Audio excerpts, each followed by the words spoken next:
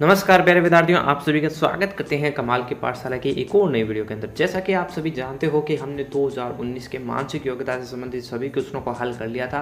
अगर आपने अभी तक वो वीडियो नहीं देखी है तो प्लेलिस्ट से जाकर देख लीजिए।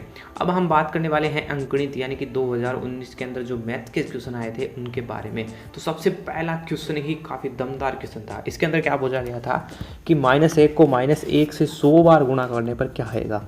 तो इसमें एक सबसे बड़ी कन्फ्यूजन यह थी कि -1 को -1 से जब हम इसको मल्टीप्लाएंगे और वो भी कितनी बार यानी कि 100 बार, तो हमारे पास जो है वो प्लस का 1 ही आएगा। यानी कि काफ़ी बच्चे इस चीज़ को गलती करने वाले थे। यानी कि अब देखिए इसका ऑपोजिट क्या है। यानी कि इसने क्या कहा है कि -1 को -1 से 100 बार, इसका अर्थ है कि -1 को गुणा के अंदर -1 से 100 बार यानी कि इसकी घाती -100 बार। अगर इस चीज़ को पकड़ लिया ना तो आपके पास इसका जो है वो आंसर आ चुका है। तो एक चीज़ को और समझिए कि अगर हम माइनस को माइनस से गुणा करते हैं यानी कि -1 को अगर मैं -1 से गुणा करता हूँ तो हमारे पास +1 की संख्या प्राप्त होती है। ये आप सभी जानते होंगे। इसका अर्थ क्या है कि -1 की घातांक जो है वो 2 आ चुकी है। ठीक है, -1 का अर्थ हमारे पास होता है -1 की यानी कि घातांक 1 का। -1 की घातांक अगर 2 हो गई हमारे पास तो ये हो गया। अगर यानी कि प्लस का 1 आ गया हमारे पास। अगर मान लीजिए -1 की घातांक 2 थी, इसके अंदर हमने -1 की घातांक और कर दी, ये घातांक हो गई 3 और इसका अर्थ होएगा -1। ठीक है, इसी प्रकार अगर हम घातांक बढ़ा दें तो भी ये मान आएगा। इसका अर्थ क्या निकला, यानी कि अगर किसी की घात सम हो यानी कि सम घात हो तो उसका मान हमेशा प्राप्त होता है हमारे पास प्लस का। अगर इसी प्रकार हमारे पास जो घातांक है वो हो विषम तो हमारे पास होता रहता है माइनस का। तो इसको समझिए, यानी कि -1 को हमने क्या किया, -1 के 100 बार गुणा कर दिया। तो यहाँ घातांकों की संख्या कितनी हो गई है प्यारे बच्चों, तो यहाँ पे घातांकों की संख्या हो गई है 101 और 101 हमारे पास जो है वो विषम संख्या है। तो यहाँ से जो माइनस का मान आएगा वो आएगा -1 और ये हमारे पास इसका आंसर होगा। यानी कि -1 इसका जो है वो सही उत्तर होगा। इसके अलावा भी आप देख सकते हो कि -1 को हम अलग अलग करेंगे, यानी कि यहाँ पे अगर करें तो -1 को हमारे पास अलग हो गया और इसकी घातांक होगी। इसका मतलब है कि ये हो गया प्लस का 1, यानी कि माइनस प्लस की जो संख्याएं अगर गुणा के अंदर होती है तो माइनस का ही उत्तर आता है। तो यहाँ से इसका जो सही आंसर है वो हो जाएगा -1। तो देखिए प्यारे बच्चों, दूसरा हमारे पास क्वेश्चन था, उसके अंदर हमें एक संख्या दे रखी थी, यानी कि एक समीकरण दे रखी थी, उसको हमें करना है हल। ठीक है, तो ध्यान से देखिए इस समीकरण को। 15 सही 1/2 माइनस हमारे पास क्या है। इस संख्या को जब हमने ध्यान से देखा तो हमें क्या प्राप्त हुआ कि 15 सही 1/2 माइनस 12 × 5 × 5/8 प्लस के अंदर है हमारे पास 7 अंदर का ब्रैकेट भाग 1 सही 3/4। ठीक है, और इंटू में हमारे पास है 2। तो यहाँ पे आपको एक चीज़ का ध्यान रखना है, वो है कि प्लस और भाग का चिन्ह। स्पेशल रूप से आपको ध्यान रखना है कि प्लस और भाग चिन्ह का, यानी कि प्रिंटिंग के अंदर कुछ देखने में जो भाग का चिन्ह भी प्लस के चिन्ह का जैसे ही लगता है। तो यहाँ पे हम एक सूत्र का उपयोग करेंगे जिसको हम क्या कहते हैं, BODMAS। ठीक है, इस सूत्र का हम क्या करने वाले हैं, प्रयोग करने वाले हैं। इसका अर्थ हो गया हमारे पास ब्रैकेट, यानी कि इसका अर्थ है हमारे पास कोष्ठक से, यानी कि यहाँ पे इसका अर्थ क्या है, कोष्ठक से। ओ का अर्थ हो गया का, यानी कि काफ़ी बार क्वेश्चनों के अंदर लिखा होता है इसका, यानी कि 1/5 का 1/2 से, इस प्रकार से हो गया। डी का मतलब हो गया डिवीजन, यानी कि भाग हमारे पास। ठीक है प्यारे बच्चों, एम का मतलब मल्टीप्लिकेशन हो गया, यानी कि गुणन हो गया, किसी का भी गुणा हो गया हमारे पास। ए का मतलब हो गया एड, यानी कि जोड़, और सब्ट्रैक्शन यानी कि घटाओ। ठीक है, ये चीज़ हम करेंगे। इसका अर्थ क्या है कि BODMAS का क्यों उपयोग करने वाले हैं हम, यानी कि हमारे पास अगर कोई भी संख्या दे रखी है ना तो सबसे पहले हम यही चीज़ करेंगे। तो सबसे पहले हमारे पास आता है बी का अर्थ क्या है, कोष्ठक। कोष्ठक की ये जो संख्या है इसको हम सबसे पहले हल करेंगे। यानी कि आपको क्वेश्चन का तो पता चल ही गया है, यानी कि 15 से 1/2 जो सही है। इसके बाद में एक बार हम चीज़ का मिलान कर दें, क्योंकि कई बार लिखते समय जो है वो गड़बड़ हो जाती है। तो देखिए ये हमारे पास क्वेश्चन है। सबसे पहले हम क्या करने वाले हैं, ब्रैकेट की संख्याओं को हल, और वो भी किस ब्रैकेट को, इस ब्रैकेट को सबसे पहले हम हल करेंगे। ठीक है, तो इसकी जो है वो भिन्न को हल कर लेते हैं। इस भिन्न को किस प्रकार से हल करेंगे, यानी कि 15 इंटू 2 प्लस 1 बटे में 2 माइनस 5 से 5 गया और इसको हमने काट दिया, किसके पाड़े थे 4 से, यानी कि 2 दूनी 4 और 3 यानी कि 3 बटे 2 प्लस के अंदर आ गया। अब इसको हल करेंगे 7, ठीक है। और ये है हमारे पास भाग का चिन्ह है, इसको हमने हल किया 4 इंटू 3 यानी कि 4 प्लस 3 यानी कि ये हो गया 7 बटे 4, ठीक है प्यारे बच्चों। अब देखिए यहाँ पे भाग का चिन्ह है और ये जो संख्याएं हैं 2 है इस प्रकार से है, यानी कि दोनों एक भिन्नों के अंदर जो हमारे पास संख्याएं हैं, तो हमें पता है अगर हमारे पास a बटे b भाग c बटे d हो तो इसका मतलब है कि इसको उल्टा कर दीजिए, यानी कि a बटे b गुणा हो जाएगा हमारे पास d बटे c के रूप में। अगर इस प्रकार से हमारे पास ये गुणा का चिन्ह आ जाएगा तो ध्यान से देखिए, इसको गया 30 और ये हो गया 31 बटे 2, इसको हमें हिलाना नहीं है। इसके बाद में ये संख्या है 3 बटे 2, इसको भी हमें हिलाना नहीं है। अब ये देखिए 7 को हमने इसके बाद किया, यहाँ हमने इसके लिए क्या कर रहे हैं 7 इंटू 4 बटे 7, ठीक है। और गुणा के अंदर हमारे पास है 2, बाहर है, ये चीज़ का ध्यान रखना है कि 2 कहाँ पे है, 2 ब्रैकेट से बाहर है। यहाँ पे देखिए 31 बटे 2 माइनस कितना हो गया हमारे पास 3 बटे 2 और यहाँ से हो गया 7 से 7 कट गया, ये हो गया 4 और बाहर जो है वो गुणा के अंदर 2 है हमारे पास।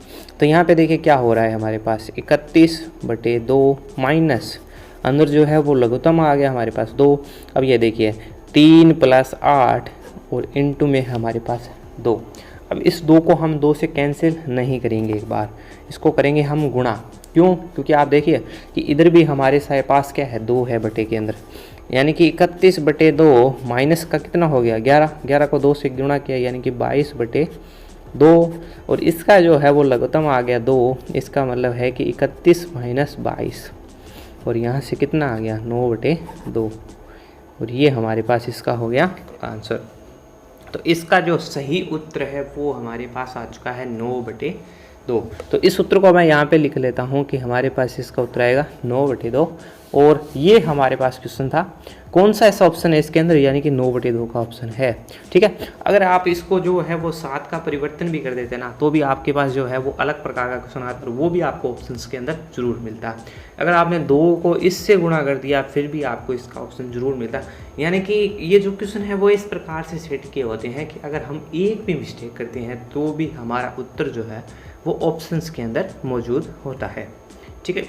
ठीक है प्यारे बच्चों, तो मिलते हैं अगले क्वेश्चन को हम देखते हैं किस प्रकार से हल करेंगे। तो देखिए प्यारे बच्चों, हमारे पास अगला क्वेश्चन है 3 नंबर क्वेश्चन। इस क्वेश्चन को करने के हमारे पास 2 तरीके हैं। पहला तरीका तो है कि हम इसको दशमलव के अंदर रखते हुए ही हल करें और दूसरा तरीका ये है कि इसका हम दशमलव हटा के हल करें। तो दशमलव के लिए आप जानते हो कि जितनी संख्याओं के बाद दशमलव आता है उस संख्या से हम ऊपर नीचे गुणा कर देते हैं। जैसा कि आप जानते होंगे कि अगर पहली संख्या हमारे पास 2.75 है, इसका अर्थ है कि दशमलव कितनी संख्याओं के बाद पहले आ रहा है, यानी कि 2 संख्याएं, तो इसको हम ऊपर नीचे 100 से गुणा कर देंगे, जिससे क्या होगा कि ये 275 बटे 100 इस प्रकार के रूप में बदल जाएगी। और दूसरा तरीका ये है कि हम क्या करें, सबसे पहले जो प्लस प्लस की संख्याएं हैं उनको आपस में जोड़ दें, या क्या करें इस भाग को हम घटा दें इसके अंदर से और इस भाग को घटा दें इसके अंदर से और दोनों का कर दें जोड़। यानी कि पहला तरीका नहीं लो जाए, हम देखेंगे दूसरा तरीका। इसका अर्थ है कि इसका और इसका घटाओ, यानी कि 2.75 में से किसको घटाना है, यानी कि दशमलव लगा दिया, 25 लगा दिया हमने और यहाँ पे रख दिया 1, इसको घटाएंगे, फिर इसको हम इसके अंदर जोड़ देंगे, किसके अंदर से, यानी कि 2.75 माइनस हो गया 3.80 से, और यहाँ से जो उत्तर आएगा उन दोनों अंकों को हम क्या कर देंगे, जोड़ देंगे। पहला तरीका तो हमारे पास इस प्रकार का है। दूसरा तरीका हमारे पास क्या है कि इसको हम क्या करें, मल्टीप्लाई कर दें। अब देखिए 2 के बाद दशमलव है, यानी कि 2.75, यानी कि 2 संख्याओं से पहले दशमलव है, इसके अंदर भी, इसके अंदर भी, इसके अंदर है, यानी सभी का 100 से गुणा कर दिया, 100 से भाग दे दिया। इसका मतलब है कि 275 बटे 100 माइनस 125 बटे 100 प्लस 475 बटे 100 माइनस 380 बटे 100। तो अब देखिए इसमें क्या हो रहा है कि हम प्लस की संख्याओं को जोड़ लेंगे और माइनस की संख्याओं को जोड़ लेंगे, या आप इस प्रकार से कर सकते हो कि 275 माइनस 125 कर देंगे और 475 माइनस 380 कर देंगे और उससे जो संख्या प्राप्त होगी उनको हम जोड़ देंगे, या आप इससे कर सकते हो। देखिए सबसे पहले मैं इस संख्या से करने वाला हूँ, फिर मैं आपको बताऊँगा कि इस प्रकार से कैसे करेंगे। तो देखिए सबसे पहले मैंने क्या किया, 5 से 5 को घटाया तो 0 आ गया। अब 2 से इसको घटाया, 7 में से 2 घटा दिया, 5 बच गए।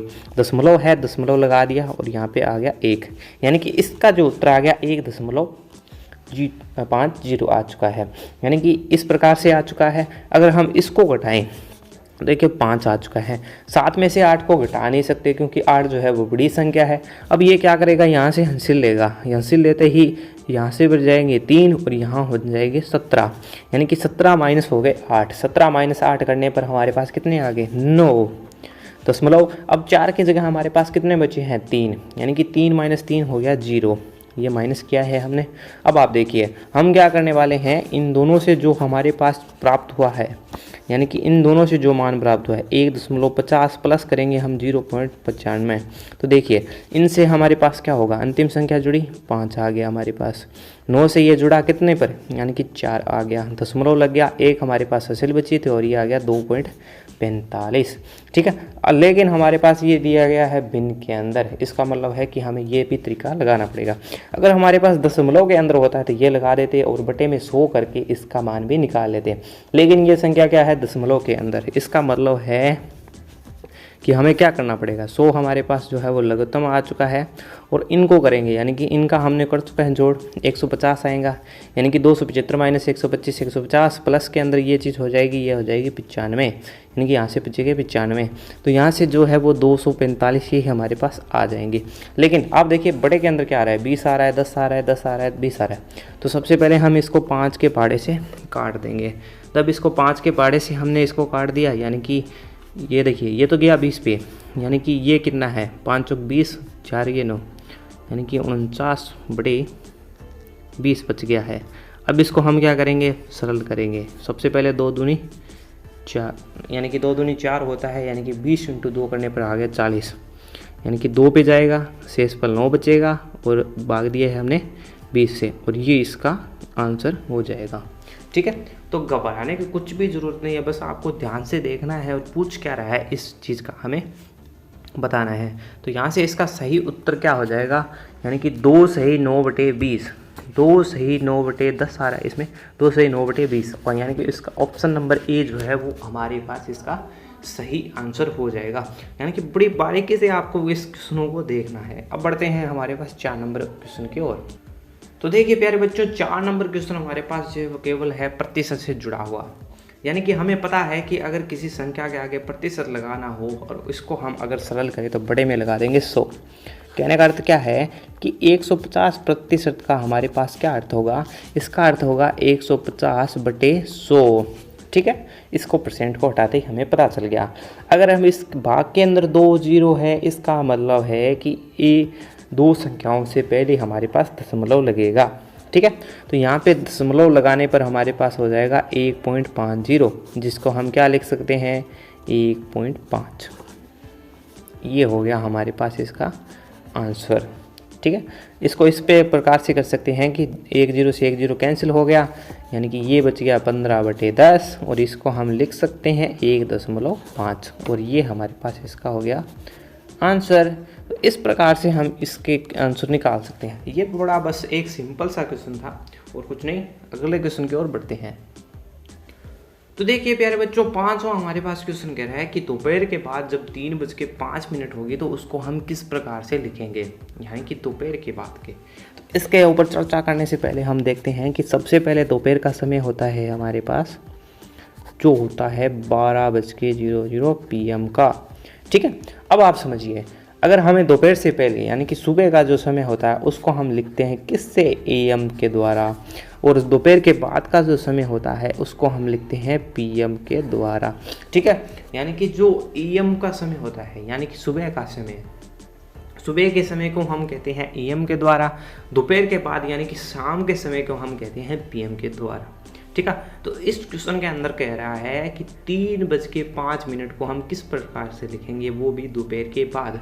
इसका अर्थ है कि सबसे अंत में तो आएगा हमारे पास पीएम। ये चीज़ हमें पता चल गई यहाँ से कि अंत में हमारे पास जो आएगा वो समय आएगा पीएम के अंदर, यानी कि ये हो सकता है इसका, ये हो सकता है इसके, ये हो सकता है। अब ये 3:05, इसका मतलब क्या है कि 1 घंटे के हमारे पास कुल होते हैं 60 मिनट, लेकिन यहाँ पे बचे हैं 5 मिनट। इसका अर्थ क्या है कि 3:05 और वो भी किसके, पीएम के, और ये हमारे पास इसका हो गया आंसर।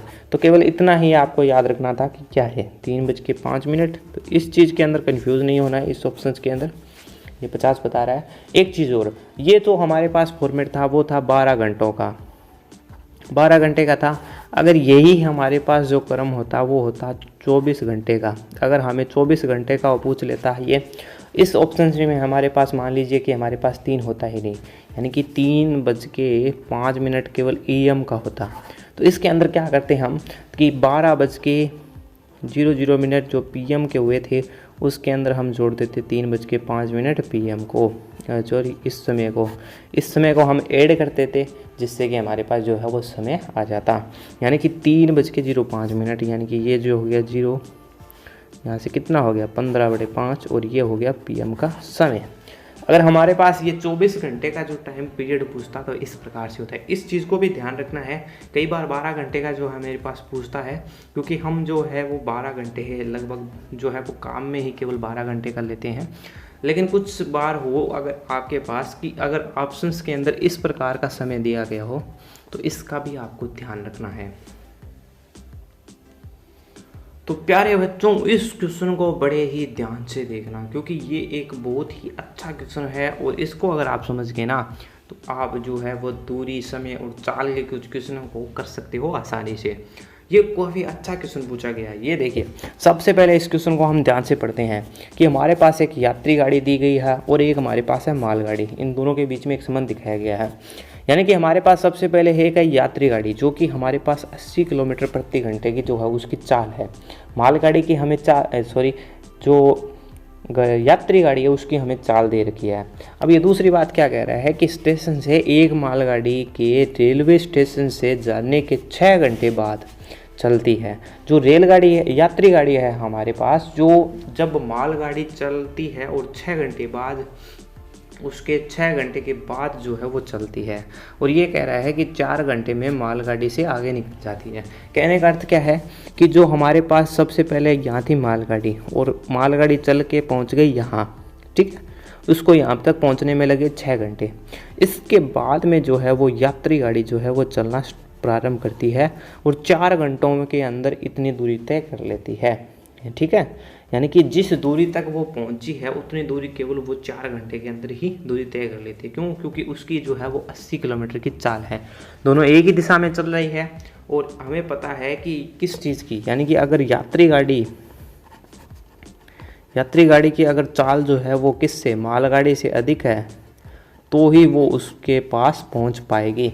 तो इस चीज़ का हमें पता है कि जब किसी, यानी कि यात्री गाड़ी की अगर चाल ज़्यादा होगी तो ही वो मालगाड़ी तक पहुंच पाएगी और आगे निकल पाएगी, ठीक है। तो इसका अर्थ क्या है कि जो उसकी मालगाड़ी की चाल है वो 80 किलोमीटर से कम होगी। एक चीज़ का हमें पता चल गया। हमें किस चीज़ की निकाली है कि मालगाड़ी की चाल। तो सबसे पहले हम मानेंगे मालगाड़ी की चाल। मालगाड़ी की चाल कितनी मान ली हमने, चाल बराबर हो गई हमारे पास x किलोमीटर प्रति घंटे, ठीक है। क्योंकि हमारे पास ये चीज़ घंटे के अंदर दी गई है, अगर मिनट के अंदर दी गई होती तो हम मिनट के अंदर भी मानते थे इसको। देखिए, तो हमारे पास मालगाड़ी की चाल कितनी हो गई, x किलोमीटर प्रति घंटे, और 6 घंटों में उतनी कितनी दूरी तय की, यानी कि 6 घंटों में दूरी किसकी, मालगाड़ी की 6 घंटों में दूरी कितनी तय की। तो दूरी बराबर हमारे पास कितना हो गया, चाल इंटू समय, ठीक है। अब देखिए चाल उसको कितनी लगी। अब देखिए मैं इसको ऑप्शंस को एक बार छुपा लेता हूँ। देखिए चाल उसकी हमारे पास है कितनी, x किलोमीटर प्रति घंटे, और उसको समय लगा है 6 घंटे का, यानी कि 6 घंटे का, और किलोमीटर प्रति घंटे है तो घंटे से घंटे कैंसिल हो गया, और यहाँ से आ गए 6x किलोमीटर जो है उसने दूरी तय की है, यानी कि 6x किलोमीटर दूरी तय की। इतने में हमारे पास जो है वो यात्री गाड़ी उस तक पहुंच गई। जब उसने 6x किलोमीटर दूरी तय की तब उसके पास यात्री गाड़ी पहुंच गई। इसका अर्थ क्या है? अब हम निकालेंगे एक संबंध इसके अंदर, यानी कि इससे समझिए कि यात्री गाड़ी व मालगाड़ी की सापेक्ष दूरी। ठीक, अब देखिए सापेक्ष दूरी है, दूरी नहीं चाल निकालनी है हमें, चाल जो दोनों की चाल है। ठीक है, अब इसके अंदर क्या कह रहा है हमारे पास कि चाल बराबर होता है हमारे पास दूरी बटे समय। ठीक है, यानी कि यहाँ से क्या होगा, अब मैं इसको भी हटा लेता हूँ एक बार।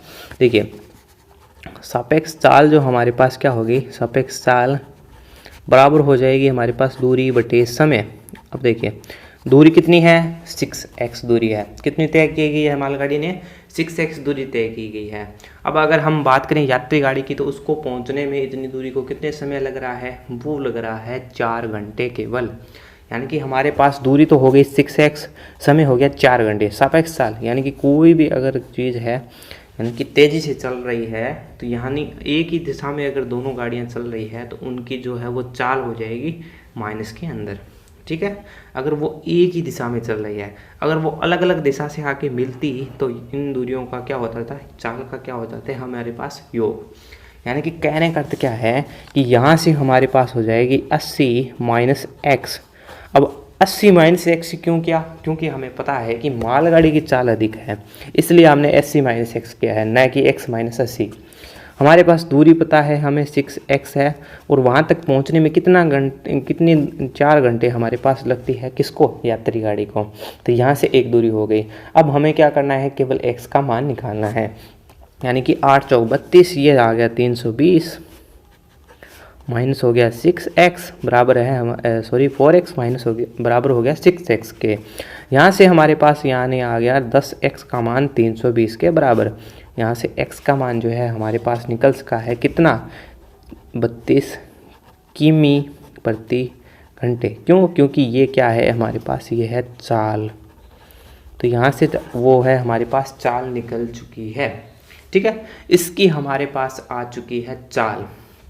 तो हमने क्या चीज़ देखी कि हमने ये चीज़ देखी कि 32 किलोमीटर प्रति घंटे की रफ्तार से जब वो 6x किलोमीटर चलती है, यानी यहाँ से x का अगर गुणा कर देंगे तो इतना किलोमीटर आ जाएगा कि 6 घंटे में उसको दूरी तय करने में इतना समय लगता है। यानी कि 6 घंटे में वो 6x किलोमीटर चलती है, यानी कि यात्री गाड़ी भी उस दूरी को केवल 4 घंटों में कर लेती है।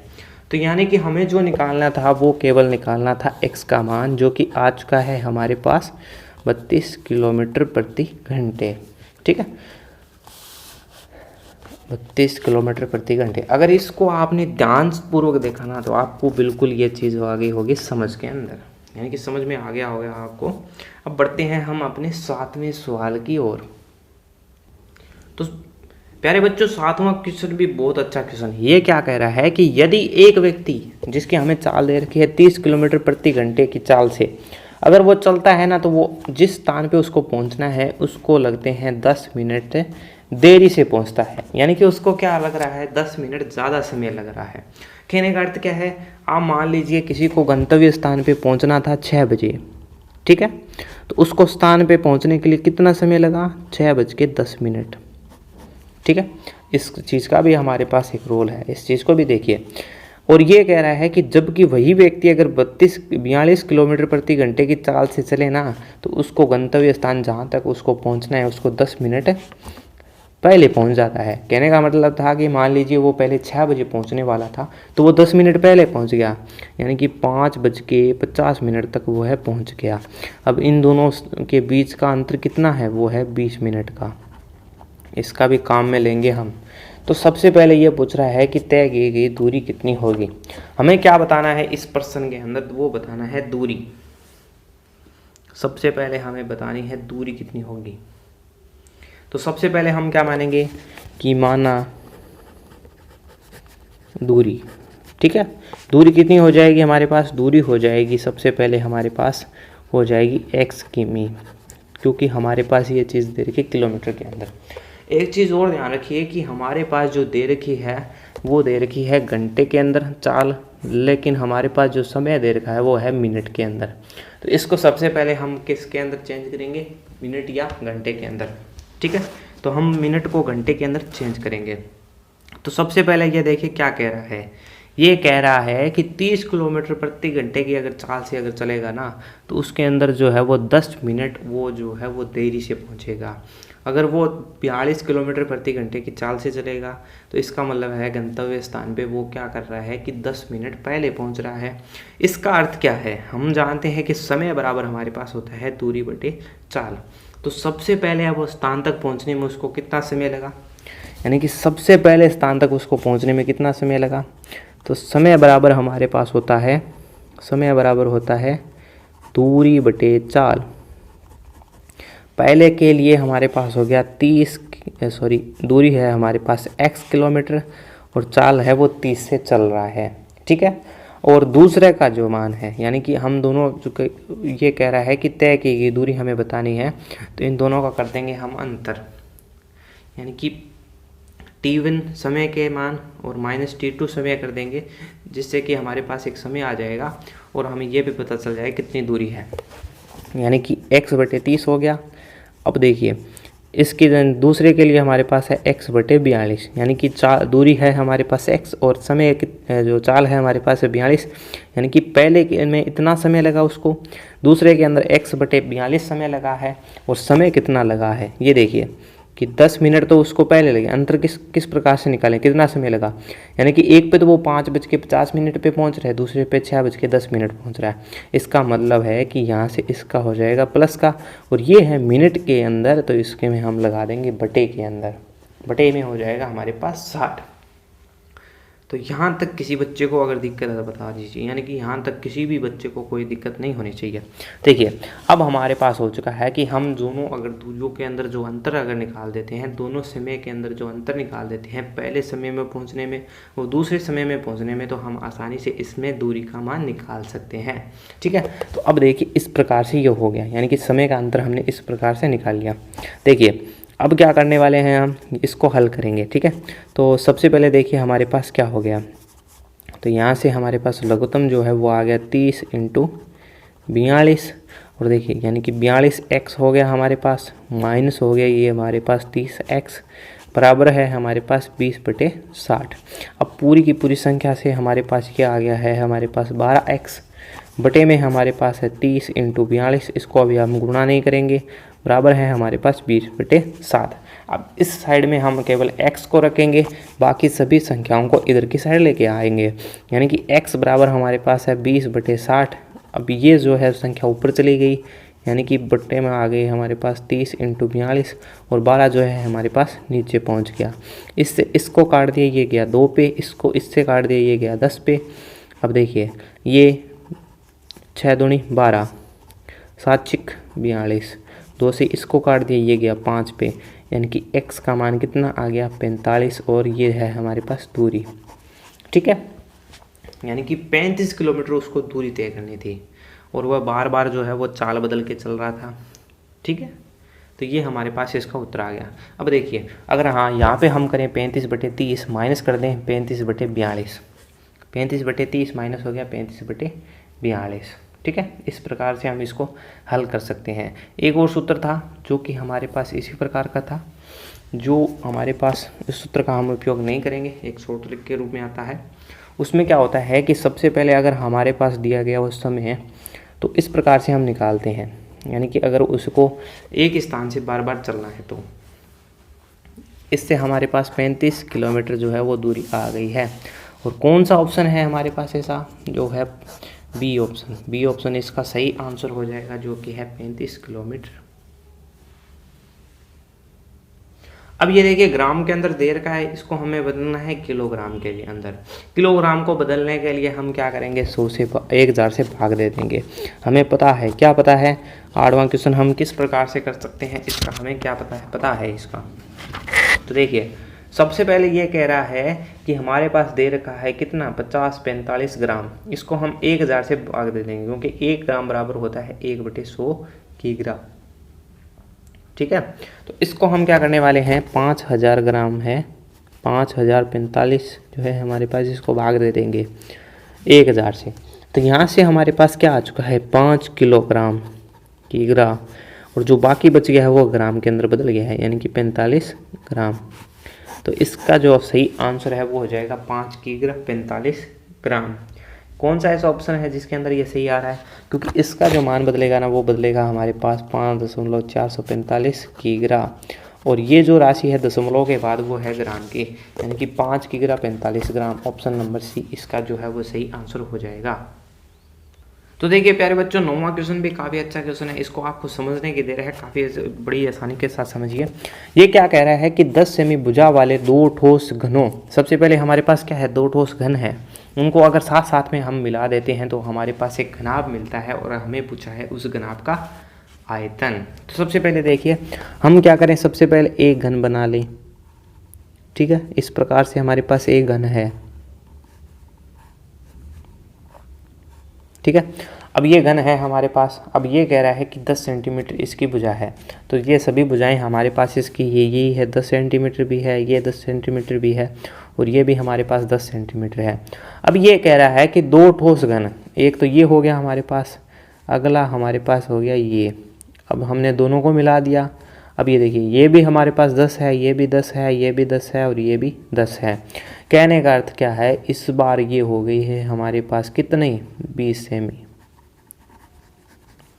लंबाई इसकी हो चुकी है हमारे पास 20 सेमी, और जो चौड़ाई और ऊंचाई है वो हमारे पास केवल रह गई है 10 सेमी। 10 सेमी हमारे पास घनाभ का आयतन क्या होता है, घनाभ का आयतन। 9वां क्वेश्चन हम हल कर रहे हैं, घनाभ का आयतन। अब आप समझिए, आपको सूत्र पता है कि लंबाई इंटू चौड़ाई इंटू ऊंचाई, ठीक है। लंबाई कितनी हो चुकी है इसकी, 20 सेमी, 20 सेमी, सेमी को भी हम साथ में लिखेंगे।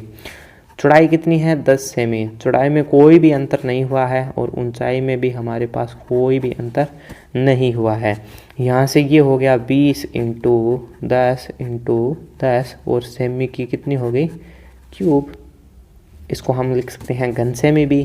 तो यहाँ से हमारे पास क्या आ जाएगा, 2000 घन सेमी।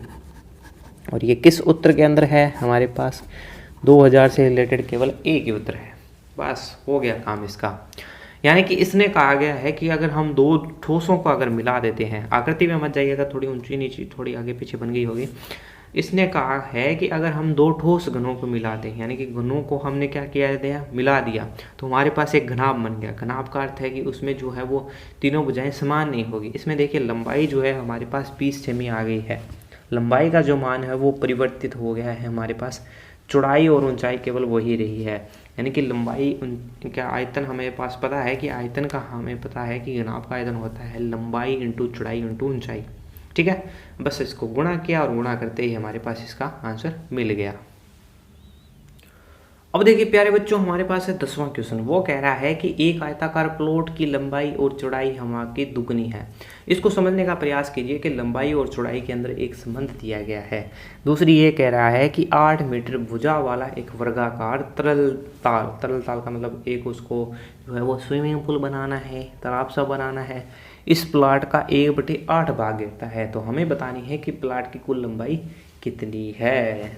देखिए हम हर चीज़ को लेके चलेंगे जो हमारे पास के अंदर दी गई है, हमें क्या निकालनी है, लंबाई इसकी। तो सबसे पहले देखिए संबंध इसमें क्या है कि एक आयताकार प्लॉट की जो लंबाई है इसकी चौड़ाई की दोगुनी है। इसमें क्या करेंगे, आयताकार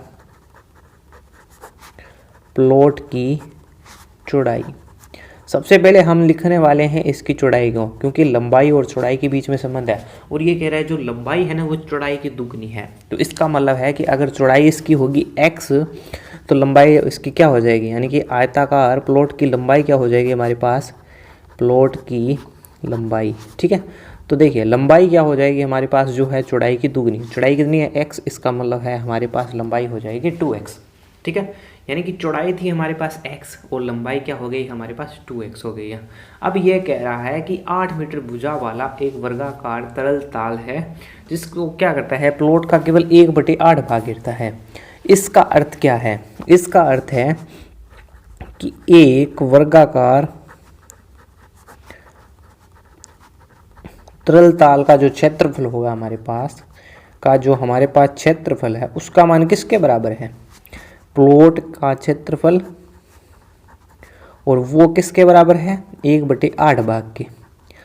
अगर हम प्लॉट के कुल क्षेत्रफल का 1/8 भाग निकालते हैं तो वो हमारे पास एक वर्गाकार तरल तालाब का क्षेत्रफल के बराबर है। क्यों? क्योंकि ये जो कह रहा है कि जो हमारे पास प्लॉट है वो केवल 1/8 भाग ही घेरता है। ठीक है, अब इसके अंदर जितनी बातें थी हमने लिख दी। अब एक चीज़ का याद रखना है कि जो वर्ग की हमारे पास भुजा है ना, वर्गाकार जो तरल ताल है उसकी जो भुजा है वो हमारे पास 8 मीटर है। इस चीज़ का हमें ध्यान रखना है। तो इसको कर देते हैं क्वेश्चन को हम साइड में, और देखिए हल करेंगे अब। ठीक है, सबसे पहले हमें पता है कि एक वर्गाकार तरल ताल वर्ग का क्षेत्रफल क्या होता है? वो होता है हमारे पास भुजा की स्क्वायर। ठीक है, और प्लॉट का क्षेत्रफल क्या होता है हमारे पास? लंबाई इंटू चौड़ाई। क्यों? क्योंकि ये आयताकार है, और बटे में हमारे पास लग गया 8। लंबाई इंटू चौड़ाई, क्योंकि यह आयताकार है और आयत का क्षेत्रफल हमारे पास होता है लंबाई इंटू चौड़ाई के। ठीक है, अब आप देखिए भुजा हमारे पास क्या थी? वर्ग की भुजा थी हमारे पास 8 मीटर की, तो यहाँ पे हो गया 8 मीटर स्क्वायर। ठीक है, और यहाँ पे हमारे पास लंबाई है 2x और चौड़ाई है x, बटे में है हमारे पास 8। ठीक है, अब देखिए 8 मीटर स्क्वायर है, इसको हम किस प्रकार से लिख सकते हैं? 8 मीटर को हम लिख सकते हैं 8 मीटर इंटू 8 मीटर। ठीक है, लिखने को मैं 64 भी लिख सकता था, लेकिन ऐसा नहीं करेंगे हम। क्यों? क्योंकि ये हमारे पास आ चुका है x स्क्वायर, और बटे में बचेगा 4, क्योंकि 2 और 8 कट गया। ठीक है, अब देखिए x स्क्वायर आ चुका है, इसलिए हम क्या करेंगे? इसको 8 इंटू 8 लिखेंगे।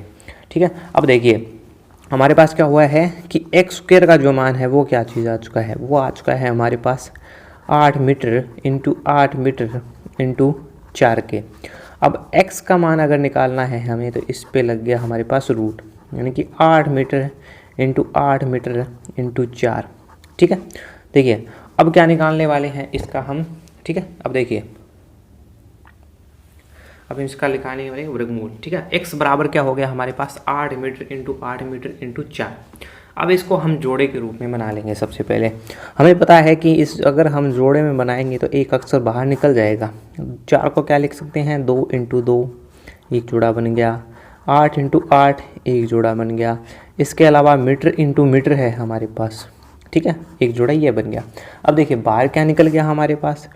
x का मान आ चुका है हमारे पास यहाँ से 2 इंटू यहाँ से 8 इंटू यहाँ से मीटर। ठीक है, यानी कि x का मान क्या आ चुका है हमारे पास प्यारे बच्चों? ये आ चुका है 16 मीटर। ठीक है, यानी कि x का मान हमें 16 मीटर आ चुका है, जो क्या है हमारे पास? चौड़ाई है। लेकिन हमें इसके अंदर निकालना है लंबाई, और लंबाई का मान हमारे पास है 2x। कहने का अर्थ है कि 2 इंटू 16 मीटर, जो कि आ जाएगा हमारे पास 32 और मीटर। और ये हमारे पास इस क्वेश्चन का आंसर हो गया। बिल्कुल आसान सा क्वेश्चन था, जिसके अंदर हमें उत्तर निकालना था, जो इस प्रकार से हम इसका आंसर जो है बड़ी आसानी के साथ निकाल सकते हैं। अब देखिए कौन सा ऐसा ऑप्शन है जो हमारे पास मेल खा रहा है। तो ये हमारे पास था क्वेश्चन इसका, यानी कि एक आयताकार प्लॉट की हमें लंबाई ज्ञात करनी थी, और प्लॉट की जो लंबाई है हमारे पास आ चुकी है 32 मीटर। ठीक है, अब देखिए इसमें 16 मीटर भी दिया गया है। काफ़ी बच्चे जो है वो लंबाई और चौड़ाई के अंदर अगर कन्फ्यूजन में आ जाएंगे तो इसको गलत कर बैठेंगे, और 16 की जगह उनका केवल 32 की जगह उनका केवल 16 मीटर ही निकलेगा। ठीक है, इस छोटी छोटी चीज़ों को ध्यान में रखना है।